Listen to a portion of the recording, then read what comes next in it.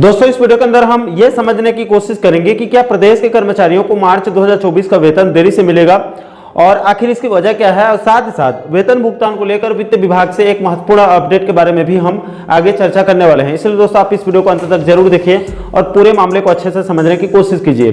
नमस्कार दोस्तों, मैं हूं आपका दोस्त लोकेश साहू और आप देख रहे हैं लोकेश छत्तीसगढ़िया यूट्यूब चैनल। आप सभी साथियों का हमारे इस चैनल पर बहुत बहुत स्वागत है।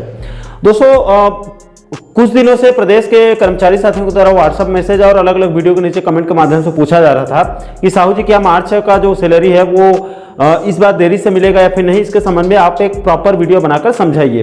तो दोस्तों हम उसी मुद्दे के बारे में हम इस वीडियो के अंदर बात करने वाले हैं। दोस्तों दरअसल पूरा मामला ये है कि भारत के अंदर वैसे तो एक साल भर की गणना जो एक साल होती है, एक साल की गणना 1 जनवरी से लेकर 31 दिसंबर तक की जाती है। ये पूरा एक साल होता है, लेकिन वित्तीय वर्ष यानी कि फाइनेंशियल ईयर की अगर हम बात करें तो वो 1 अप्रैल से शुरू होकर 31 मार्च को समाप्त होती है। यानी कि इसी बीच वित्त से संबंधित कामकाज होते हैं। उसके बाद फिर से 1 अप्रैल से नए बजट के अनुसार कामकाज किया जाता है। इसी कड़ी में प्रदेश के कर्मचारियों को अभी वर्तमान में जो पेमेंट दिया जा रहा था वो पुराने 2023 के बजट से भुगतान किया जा रहा था और मार्च तक का पेमेंट पुराने बजट से ही भुगतान किया जाएगा। इसके संबंध में मैंने वित्त विभाग के एक अधिकारी से बात की और साथ ही साथ कुछ जानकारों से और चर्चा किया तो पता चला कि प्रदेश के कर्मचारियों को अमूमन नॉर्मल महीने में 24-25 तक डीडीओ के द्वारा बिल लगा दिया जाता है और वो अगले महीने के 1 तारीख तक मोटा मोटी भुगतान भी कर दिया जाता है, यानी कर्मचारियों के अकाउंट में आ जाता है।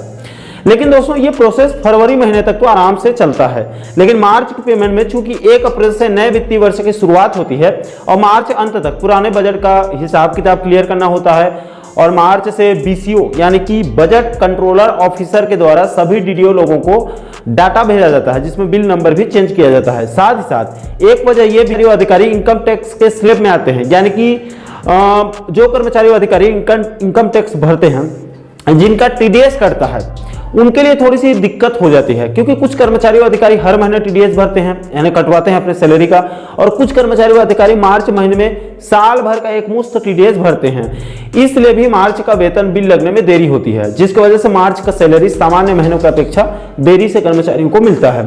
दोस्तों सामान्य महीनों में महीने के 24-25 तारीख तक वेतन बिल लग जाता है और अगले महीने के 1 तारीख तक भुगतान भी कर दिया जाता है। लेकिन दोस्तों प्राप्त जानकारी के मुताबिक इन्हीं सभी कारणों की वजह से मार्च का वेतन बिल 3 से 4 अप्रैल तक अपलोड होगा, यानी कि इसका बिल लगाया जाएगा, यानी कि डीडीओ लोगों के द्वारा जो ट्रेजरी के कर्मचारियों के द्वारा इसका बिल लगाया जाता है वो प्रोसेस किया जाएगा और ये 10 अप्रैल के आसपास सभी कर्मचारियों को फिर मार्च के वेतन का भुगतान कर दिया जाएगा। कुछ जिलों में 1-2 दिन आगे पीछे हो सकता है, जहां पर पहले प्रोसेस शुरू होगा वहां पहले मिलेगा, जहां देरी से प्रोसेस शुरू होगा वहां थोड़ी सी 1-2 दिन की देरी देखी जा सकती है। लेकिन मोटा मोटी सभी विभागों के कर्मचारियों को 10 अप्रैल तक मार्च 2024 का वेतन भुगतान कर दिया जाएगा।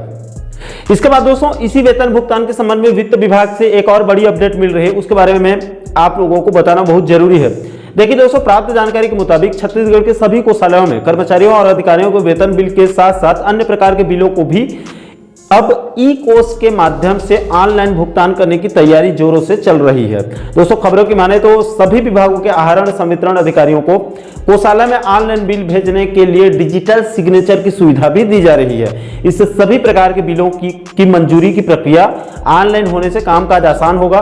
साथ ही साथ इससे बिलों की स्वीकृति में तेजी आने से कामकाज और जो है वो कहना चाहिए कि सरल होगा, आसान होगा।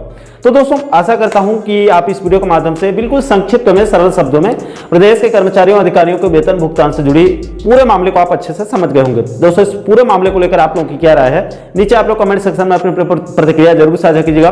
और साथियों आप आगे भी कर्मचारी जगत से जुड़ी इसी प्रकार के अन्य महत्वपूर्ण मुद्दों पर वीडियो देखना चाहते हैं तो आप हमारे चैनल को जरूर सब्सक्राइब कर लीजिएगा, ताकि आने वाले सभी नए वीडियो का नोटिफिकेशन आप लोगों तक तुरंत पहुंच सके। दोस्तों अभी के लिए फिलहाल इस वीडियो में इतना ही, मुझे दीजिए इजाजत। मैं मिलता हूं आपसे एक और महत्वपूर्ण मुद्दे के साथ, महत्वपूर्ण टॉपिक के साथ। तब तक के लिए जय हिंद, जय छत्तीसगढ़।